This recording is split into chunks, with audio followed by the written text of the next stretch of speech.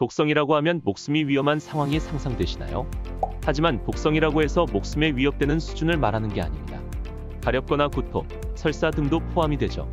공기정화, 플랜테리어를 신경 쓰시지만 생각보다 식물의 독성에 대해서 크게 쓰시는 분이 없는데요. 혹시 이와 같은 원인 모를 몸에 이상 현상이 있다면 독성 식물을 키우고 있지 않나 의심해보세요. 특히 어린아이, 반려동물이 삼키게 되면 사망에 이를 정도로 치명적이니 꼭 끝까지 시청해보세요. 안녕하세요. 플랜테리어를 소개해주는 남자. 오늘의 생생한 정보, 오생정입니다. 우선 독성이 있는 식물은 ASPCA라는 사이트를 통해 확인할 수 있어요. ASPCA는 미국에서 운영하는 동물학대 방지협회입니다. 여기서 식물의 영명을 입력하면 강아지나 고양이에게 유의한지 알 수 있죠. 강아지, 고양이에 따라 위험한 독성을 자세하게 알려줘서 상당히 유용한 사이트입니다. 하지만 모든 식물을 볼 수는 없으니 주로 가정에서 많이 키우고 있는 식물 위주로 살펴보도록 할게요. 그리고 어린아이나 반려동물과 함께 키워도 되는 식물도 3가지 준비했으니 꼭 끝까지 시청해주세요. 가장 첫 번째로 알려드릴 독성 식물은 바로 스킨답서스입니다. 식물에 관심이 있는 분이라면 한 번씩은 꼭 들어보셨을 정도로 많이 키우는 식물이죠. 마블, 형광, 오레우스 등 이 패턴에 따라 종류도 너무 다양하고 키우기가 쉬워서 초보자 분들도 많이 사랑하는 식물입니다. 이전 영상에서 수경 재배로 소개해드린 적 있죠. 이렇게 다양한 종류와 재배 방식으로 취향에 따라 키울 수 있어서 인기가 많습니다. 때문에 저 역시 너무 사랑하는 식물인데요. 물론 손으로 그냥 만진다고 그다지 위협적인 독성 식물은 아닙니다. 다만 잎을 삼키게 되면 스킨답서스에 있는 칼슘 옥살레이트라는 독성이 구토, 염증 등의 증상을 유발시킬 수 있는데요. 어린아이, 강아지, 고양이의 식도나 위에 큰 무리를 줄 수 있으니 주의해야 합니다. 두 번째로 소개할 독성 식물은 나사에서 공기정화 1위로 꼽은 산세베리아입니다. 밤중에 잎을 통해 산소를 배출하여 집안 공기를 쾌적하게 해주어 한때는 엄청나게 인기가 높았던 식물이죠. 생김새도 매력적으로 생겨 많은 분들이 키우고 계시는데요.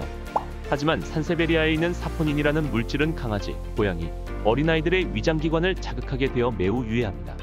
잎을 보면 알 수 있듯이 씹기 좋게 뻗쳐 자라는 편이라 호기심에 많이 삼키게 되는데요.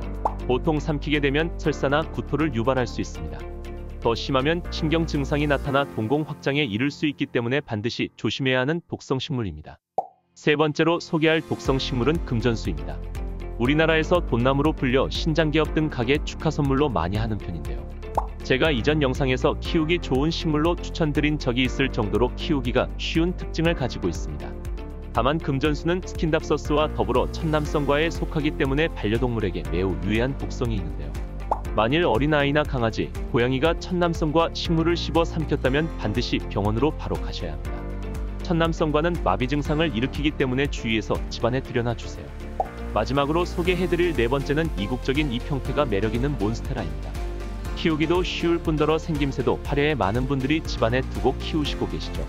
몬스테라 또한 여느 독성 식물과 같이 위협적이지 않은 외관과 다르게 주의해서 들여놔야 합니다. 몬스테라에 있는 독성 결정은 반려동물 입안에 들어가면 상당히 고통스럽습니다. 따라서 강아지나 고양이, 어린아이가 혹시라도 호기심에 잎사귀를 씹지 않도록 조심해야 해요. 자, 그러면 이제 함께 키워도 좋은 실내 식물에 대해 알아볼게요.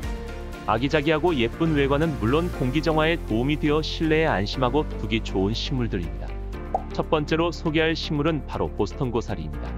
사실 보스턴 고사리는 생각보다 키우기 쉬운 식물은 아닌데요. 이전의 영상에서 소개해드렸듯이 통풍을 조금만 신경 쓰지 않는다면 응애가 많이 생기기 때문입니다. 따라서 식물에게 크게 신경 쓸 수 없는 초보자에게 추천하지 않습니다. 반대로 통풍만 잘 신경 쓸 자신이 있다면 강아지나 고양이와 함께 키우기 좋으니 꼭 한번 키우길 고려해보세요. 혹시 깍지벌레, 진드기, 응애 없애는 방법이 궁금하신 분이라면 이전 영상을 꼭 시청해보시기 바랍니다. 두 번째로 반려동물과 키우기 좋은 식물은 아레카야자입니다. 사실 키우기 난이도로 따지면 호불호가 정말 많이 갈리는 식물인데요. 개인적으로 무럭무럭 자라나는 형태가 좋아 제가 최애하는 식물 중 하나입니다. 다만 3일에 한 번씩 잎도 닦아주고 나름 신경 써줘야 하기 때문에 혹시라도 관리하기 귀찮으신 분들에게 추천하지 않습니다. 한편 아레카야자는 공기정화 능력이 상당히 좋아 집안에 두기 좋은데요. 게다가 반려동물에게 위험한 독성이 없어서 함께 키워도 괜찮습니다. 참고로 아레카야자는 너무 물을 많이 주거나 햇빛에 그대로 노출되면 상하게 되니 반음지 환경에서 키워주세요. 마지막 세 번째로 알려드릴 식물은 관음죽입니다. 관음죽은 이전 영상에서도 반지하, 특히 화장실에서 키우기 좋은 식물로 소개한 바 있었죠. 그만큼 키우기 쉬울 뿐만 아니라 암모니아 제거에 탁월한 편인데요.